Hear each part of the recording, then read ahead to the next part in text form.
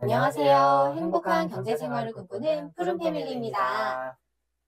저희는 많은 분들께 도움이 되고자 그리고 저희 부부 스스로가 되돌아보기에 부끄럽지 않은 경제생활을 위해 가정 월간 소비 및 저축 내역을 공개하고 있습니다. 오늘 소개해드릴 내용은 24년 11월 가계부 결산 내역인데요. 우선 지난 영상에도 소개해 주셨지만 아직 못 보신 시청자들을 위해 간단히 우리 가족을 소개해 주시겠어요? 저희 가족을 빠르고 간단히 소개해드리고자 합니다. 저희는 30대 동갑내기 부부이고 결혼 29개월 맞벌이이고요. 자녀는 없고 서울 주택에 거주하고 있습니다. 전세 1.3억에 대출 7천만 원에 본인 부담금 6천만 원입니다. 자세한 영상은 저희 첫 번째 소개 영상을 참고 부탁드리겠습니다. 그렇다면 저희 가족의 가계부는 어떤 항목들로 나누어져 있을까요? 저희 가족은 가계부를 크게 4가지 항목으로 분류하여 구분하고 있습니다. 첫 번째로 매월 정기적으로 비교적 일정하게 지출되는 항목인 정기 지출 항목. 두 번째로 매월 지출은 되지만 금액이 일정하지 않은 항목인 변동 지출 항목. 세 번째로 매월 항상 지출되지는 않지만 지출이 이루어지는 항목인 비정기 지출 항목. 마지막으로 매월 일정한 금액으로 저축하는 항목인 정기 저축 항목으로 분류하고 있습니다. 그리고 남은 금액은 매일 이자를 주는 통장인 CMA 계좌에 예치해 두거나 저희가 가지고 있는 대출금을 상환하는 데 사용하고 있습니다. 이 분류는 저희 편의에 맞게 설정한 기준으로 가정마다 다를 수 있다는 점 참고 부탁드립니다. 저희 부부는 지금이 가장 미래를 준비하고 재산을 모으기 좋은 시기라고 생각하고 있어요. 그래서 최소한의 자본으로 시작하여 소비, 저축, 투자 등 가정 경제 생활 전반에 대한 모습을 보여드리는 컨텐츠를 준비하려고 해요. 앞으로 많은 도움이 되었으면 좋겠어요. 자, 이제 저희 부부의 24년 11월 가계부 월간 결산 내역을 공개해 볼까요? 네, 11월 소비는 총 388만 원이 발생하였습니다. 저축을 포함하면 490여만 원입니다. 정기 지출 140만 원, 변동 지출 148만 원, 비정기 지출 100만 원 정도 해서 소비는 총 388만 원을 한 것을 보실 수 있습니다. 추가로 정기 저축은 월 100만 원 정도를 달성하였습니다. 지난달 지출은 264만 원이었는데 이번 달은 좀 늘었네요. 네, 이번 달은 아쉽게도 지난 10월에 비해서 124만 원이나 증가하였어요. 정기 지출 23만 원, 변동 지출 19만 원, 비정기 지출 82만 원 정도로 모든 항목에서 증가한 아쉬운 한 달이었습니다. 그러면 상세 내역을 알아볼까요? 먼저 정기 지출부터 설명 부탁드려요. 네, 정기 지출 항목 중에 우선 대출이자와 보험 항목을 먼저 설명드리면요. 꾸준한 대출 상환으로 인해 지난달 대비 1만 원 정도 대출 이자가 감소하였습니다. 하지만 보험 항목에서는 미납 보험료 납입으로 10만 원 정도 증가한 모습입니다. 뒤에서 이것은 다시 설명드리겠습니다. 그 외에 공과금 및 관리비가 증가하였는데 저희는 집주인과 분기 정도에 한 번씩 수도세와 관리비를 납부하고 있습니다. 수도세 및 관리비 항목으로 14만 원이 지출되었습니다. 이는 월 5만 원 정도에 준하는 금액이며 주거 공동관리비에 해당하므로 아파트에 거주하는 것에 비하면 적은 금액일 것이고 저희가 별도로 줄이기에는 쉽지 않은 금액입니다. 이렇게 정기 지출은 총 23만 원이 증가하였네요. 저희가 고민했던 항목은 이중 보험 항목이었는데요. 이제 보험 항목을 어떻게 관리하기로 했는지 자세히 설명해 주세요. 정기지출 주요 상승 요인 중 보험이 증가한 이유를 확인해 보았습니다. 생활비 관리를 위해 계좌를 분리하여 보험료를 별도로 관리하고 있었습니다. 그런데 이 계좌에 잔고가 부족하여 보험료가 미납된 것을 알지 못했습니다. 그래서 지난달 미납분 일부가 추가 납부되어 10만 원이 증가하였습니다. 그 이유는 여러 개의 계좌를 운영하다 보니 잔액 확인이 어려웠기 때문이었습니다.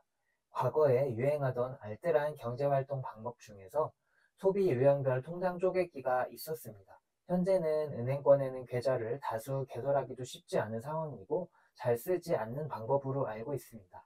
저희도 보험료 납부 같은 일부 소비 항목에 대해서는 통장을 쪼개서 따로 관리해 왔는데요. 계좌를 관리할 충분한 시간이 많지 않다면 오히려 쉽지 않은 방법인 것 같다는 생각이 들었습니다. 그래서 저희는 매달 자동으로 인출되는 계좌는 월급 통장으로 일원화하여 관리하기로 하였습니다. 통제를 할 필요가 없고 낭비를 할 수 없는 금액이라면 굳이 쪼갤 필요가 없다는 생각이 들었습니다. 많은 방법들이 있지만 각자의 상황에 맞는 방법으로 활용하는 것이 가장 중요한 것 같습니다. 이상으로 정기지출 항목이었습니다. 다음으로는 변동지출 항목을 알아보겠습니다. 변동지출 항목은 10월보다 19만 원이 증가한 148만 원을 기록하였는데요. 상세 항목별 설명을 부탁드릴게요. 변동지출 세부 항목을 살펴보면 식료생활 항목이 전월 대비 19만 원가량 감소한 15만 원으로 집밥을 위한 식재료 구매 외에 다른 소비를 하지 않은 점이 주요했습니다. 식사는 회사와 집에서 해결한 결과인 것 같습니다. 그리고 기타 외부 활동 지출은 5만 원으로 아내는 회사 점심시간에 집에서 싸간 도시락을 먹고 저는 카페 이용을 줄여 전월 대비 2만 원가량 절약했습니다. 다만 피곤한 날에 퇴근하고 함께 집 앞에서 뼈해장국을 먹은 날이 있어 외식비는 1만 8천 원으로 집계되었습니다. 그 밖에 출퇴근에 관련된 항목으로는 차량 운영비와 대중교통비가 있습니다. 차량 운영비는 23만 원이, 대중교통비는 11만 원으로 도합 33만 원 정도로 다소 지출이 많습니다. 제가 출퇴근 시간이 불규칙하여 대중교통 대신 차량을 이용할 때가 있습니다. 나중에 하이브리드 차량을 구매하면 출퇴근 비용 절약에 보탬이 될 것 같습니다. 그리고 품위 유지비는 지난달은 아내 헤어샵 2만 원이었다면 이번 달은 제 헤어커트 1만 4천 원으로 비슷하게 지출되었네요. 네, 이렇게 저희 가족의 변동 지출 중 총 19만 원 증가한 내역에 대해 알아보았는데요. 많이 노력했지만 148만 원이라는 금액이 적지 않은 금액으로 많은 고민을 해보아야 할 것 같습니다. 다음으로는 마지막 지출 항목인 비정기 지출 항목을 알아보겠습니다. 비정기 지출 항목은 10월 대비 82만 원 증가한 100만 원입니다. 지출 금액은 많지만 항목은 많지 않은데요. 간략히 소개드리겠습니다. 아내의 건강을 위한 필라테스 정액권 구매가 있었습니다. 당근마켓을 통해서 구매하여 다소 저렴하게 구매할 수 있었습니다. 그 밖에 병원 이용 13만 원이 있었으나 보험 청구로 인하여 별도로 환급을 받을 수 있었습니다. 그래서 실제 지출은 거의 일어나지 않았습니다. 그리고 12만 6천 원가량 경조사비가 발생하였습니다. 저희는 주말에도 업무로 바쁜 한 달을 보내 여행 및 데이트 지출은 하지 못하여 회사와 집만 반복한 한 달이었습니다. 그 와중에도 건강을 챙기려고 노력하는 아내의 노력을 응원하고 싶습니다. 비정기 지출까지 해서 저희 가족의 11월 모든 지출 항목에 대해 알아보았습니다. 조금 아쉬웠지만 다음에는 더 좋은 결과로 찾아뵐 수 있었으면 좋겠네요. 이제 마지막 정기저축 항목에 대해 간단히 설명해 주시겠어요? 정기저축은 매월 103만 원이 고정적으로 일어나고 있습니다. 상세 내역으로는 부부합산 정기적금을 80만 원, 부부합산 주택정약 12만 원, 연금저축 고정납입 약 11만 원 정도입니다. 지출과 정기저축 외에 자녀 금액은 대출을 상환하는 데 사용하고 있습니다. 이상으로 저희 가족의 11월 가계부를 공개해 보았는데요. 2인 가구 치고는 다소 많은 지출이라 늘 아쉬움이 남습니다.